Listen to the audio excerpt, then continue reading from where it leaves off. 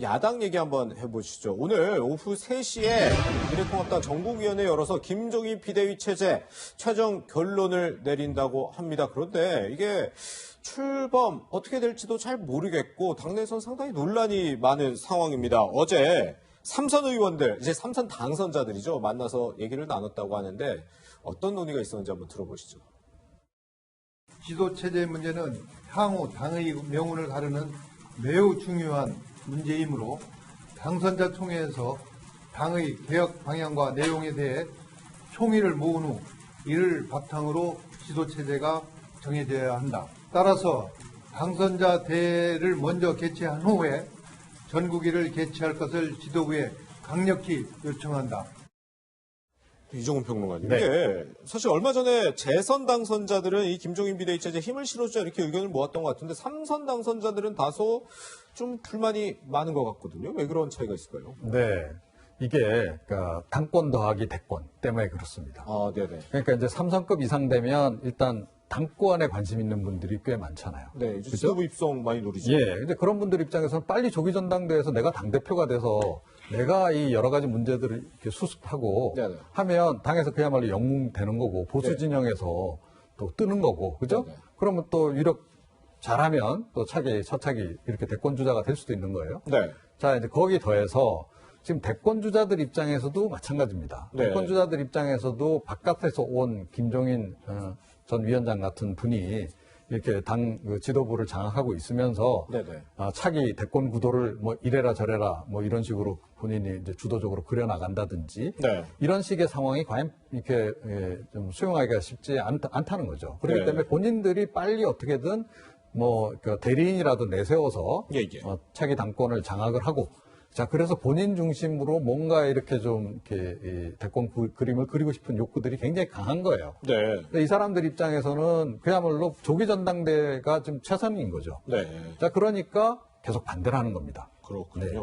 그럼 오늘 이 당선자 총회 결과에 따라서 뭐 전국위원회가 무산되거나 만약에 열리더라도 반대표 과반으로 이제 뭐 부결될 가능성은 어떻게 보시나요? 그러니까 가능성도 뭐 배제할 수는 없죠. 예. 그러니까 뭐 지난번에 당선인 전수조사한 결과는 김종인 비대위 체제로 간다. 뭐 이거 아니었습니까? 그래서 네. 일단은 이제 이렇게 결정이 내려졌던 건데 그럼에도 불구하고 이 당선인들의 생각과 전국위원회의 판단은 좀 달라질 수가 있어요. 네. 왜냐하면 전국위원회는 이제 기존의 이제 당원들 중심으로 해서 이렇게 이제 어찌됐건 만들어져 있는 거고 이거는 현역 의원들의 상당한 영향력 하에 있다. 네. 그러니까 현재 그 뭐 중진급이라든가 또는 이제 그 당권 대권 주자들의 영향권 하에 있기 때문에 뭐 그쪽에서 뭐 그야말로 지침을 내려서 김종인 비대위 체제를 무산시켜라라고 해서 전부 다 사실은 각자 자기들이 다 당권을 장악하고 싶은 것이긴 한데 네. 당권을 장악하기 위해서 김종인 비대위 체제를 받아들여서는 안 된다는 데는 의견 일치라는 거죠. 네. 자 그래서 이렇게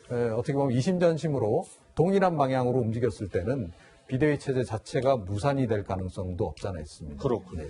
근데 이 지금 김종인 비대위 체제에 대해서 현 미래통합당 관계자 중에 가장 반대의 목소리 크게 내고 있는 인물 바로 이 인물일 것 같습니다. 그런데 또 입장도 상당히 바뀌었죠. 한번 들어보시죠. 김종인 비대위원장이 오면 좀 어떨까? 그분은 뭐 카리스마도 있고 또 오랜 정치 경력도 있고 뇌물정가가 두 분이나 있는 분을 비상대책위원장으로 들이는 것은 이제는 부적절하다. 글쎄요, 김태우 변호사님. 네. 이 입장이 상당히 바뀌었는데 사실 홍준표 전 대표 같은 경우는 이제 지금 무소속이기 때문에 복당 문제도 신경 써야 되고 그런데 이렇게 갑작스럽게 각을 세우는 이유가 뭘까요? 정치인이요. 네. 말이 바뀔 수는 있어요. 상황에 따라. 정치는 생물이니까. 예, 예. 말이 바뀔 때는요. 합리적인 이유가 있고 설명이 돼야 되는 것이거든요. 예. 근데 지금 아무것도 없죠. 설명이. 네. 예를 들어 김종인 선대위원장이 출범한 다음에 비대위를 꾸렸는데 뭐 전횡을 한다. 그러면 그때는 비판할 수 있을 건데 지금 아무것도 없습니다. 왜 그랬을까? 첫 번째 이제 보면은 처음에 뭐 김종인 비대위원장밖에 없는 것 같습니다. 그건 왜 그랬을까 생각을 해보면 네. 적의 적은 친구다가 아니었을까? 네. 왜냐면 당시에 홍준표 전 대표 입장에서 복당을 해야 되는데 본인의 복당의 걸림돌은 영남 중진들일 거 아니에요, 아무래도. 네네. 당내 중진들이 반대할 수 있으니 그 당내 중진들을 제어할 수 있는 강력한 카리스마를 가진 김종인 비대위원장에서 박수를 쳤을 것 같은데 네. 그 이후에 김종인 비대위원장이 뭐라 그랬습니까? 자, 다음 대선 후보는 70년 대선 경제 전문가야. 지난 대선에 나왔던 사람 용도 이제는 시효가 시효 끝났어? 끝났다. 예. 그럼 지난 대선에 출마한 사람 누구예요? 홍준표 전 대표, 유승민 전 대표, 안철수 전 대표 아니겠습니까? 그러네요. 본인도 들어가잖아요. 예. 본인은 대통령 선거 나가야 되는데 당권을 가질지도 모르는 사람이 자기에 대해서 시효가 끝났다. 네. 이러니 말이 바뀐 거 아니겠습니까? 네네. 본인의 이해관계에 따라서 그러니 당대표를 지냈고 대선 후보로 지냈고 도지사를 지냈고 원내대표를 지냈고 어떻게 보면 가장 큰 보수정당 쪽에서 인물 중에 한 사람이 홍준표 전 대표라는 사람이 본인의 이해관계에 따라서 한 달도 안 돼서 저렇게 말이 바뀐다? 글쎄요. 지도자론 저는 그러면 안 된다고 봅니다. 네. 네. 당을 먼저 생각하는 자세가 있어야 되지 않을까요? 그렇군요. 어쨌든 이 김종인 비대위 체제가 들어설지 불발이 될지 오후 3시에 전국위원회에서 결정이 될 텐데 일단 김종인 위원장이 비대위 원장을 하게 되면 또 이런 구상을 좀 내세우고 있는 것 같아요. 이 당의 얼굴 3040 위주로 바꾸겠다. 이런 당의 체질 개선 가능할까요? 필요하죠.